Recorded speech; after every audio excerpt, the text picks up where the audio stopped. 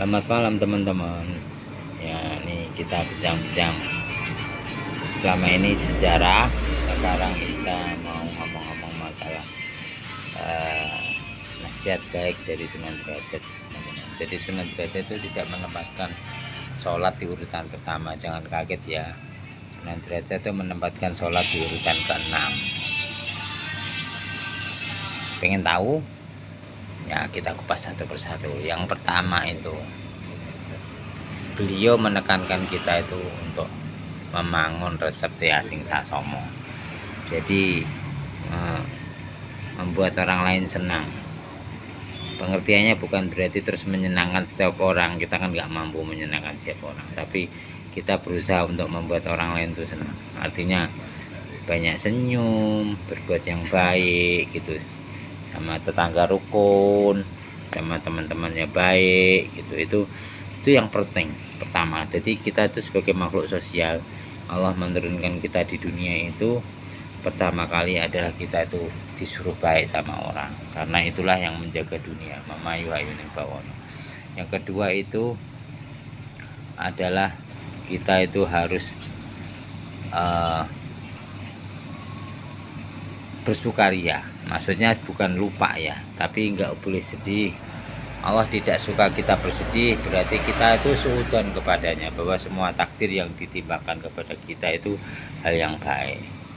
Jadi dalam bahasa Jawanya itu suko pari suko tetap kudu eling lang waspada. Jadi kalau kita itu tetap disuruh bergembira, bersukaria, maksudnya itu dalam menghadapi hidup ini kita itu ceria gitu, nggak boleh sedih gitu.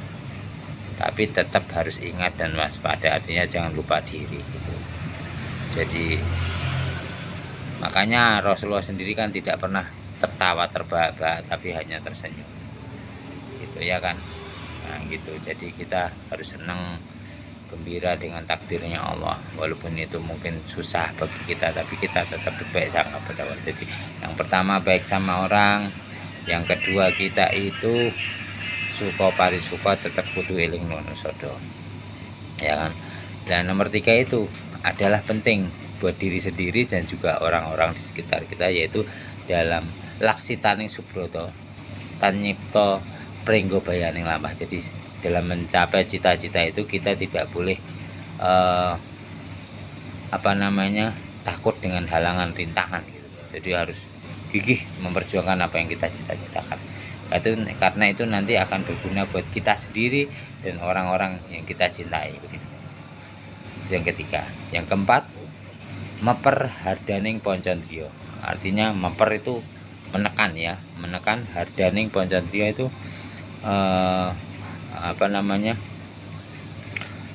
gejolak jadi 4 rasa gitu. Jadi rasa pengen melihat yang enggak, pengen mendengar yang enggak, pengen mencium yang enggak, terus pengen merasakan berapa yang enggak, dan ya kan ada 5 gitu: penglihatan, penciuman, pendengaran, perabaan, dan pengacapan yang enggak. Jadi makan yang enggak gitu.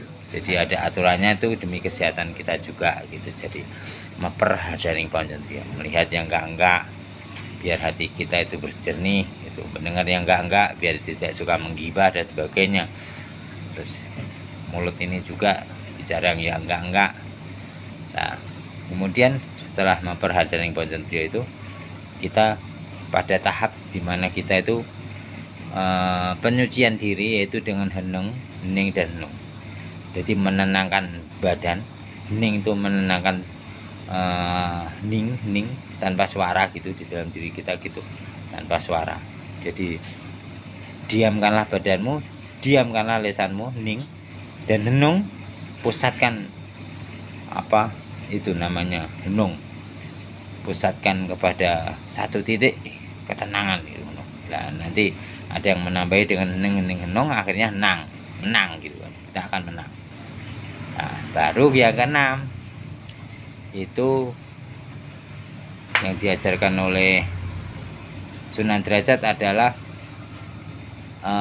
mulya guna panca waktu. Jadi mulya guna panca waktu, mulia. Jadi dengan adanya kita itu menetapkan sholat 5 waktu itu memuliakan kita Dengan apa coba? Disiplin gitu. Jadi tidur ada waktunya, di sela-sela 5 waktu itu kita melakukan aktivitas dunia tanpa lupa pos-pos bahwa kita harus laporan kepada Tuhan kita bahwa kita dari pos pertama dan pos kelima ini ada hal-hal manfaat yang kita lakukan gitu. Jadi ada hubungan horizontal dan vertikal yang terus-menerus dijaga, karena vertikal tanpa horizontal juga roboh tiang itu, ya kan? Horizontal tanpa vertikal ya nggak ada gunanya, karena kita butuh tiang itu. Untuk apapun kita butuh tiang, dan tiang itu harus menancap di dalam kerangka horizontal itu. Di mulya guna ponco waktu 5 itu. Nah, kemudian yang keenam, yang kemudian yang ketujuh baru itu kesempurnaan dari kita hidup adalah mayungono wong sing kangkudanan. Ya. Berilah payung orang kehujanan. Artinya apa? Melindungi orang yang membutuhkan, memberi yang lemah gitu. Terus ono rasukan wong kang wudo, memberi pakaian orang yang telanjang. Artinya apa? Itu juga pengentasan kemiskinan. Juga telanjang itu dalam pengertian juga akhlaknya kurang bagus, kita bina gitu ya. Kita rangkul, kita cintai, kita ajak berdampingan, bergandengan tangan untuk bermartabat sebagai manusia gitu. Nah, gitu. Ini ono mangan wong kang ngelih. Jadi berilah makan orang yang lapar. Itu pengentasan ekonomi dengan memberi dia pekerjaan dan sebagainya gitu. Nah, gitu. Itu 7 dari nasihat Sunan Derajat, teman-teman. Moga-moga manfaat buat teman-teman semuanya.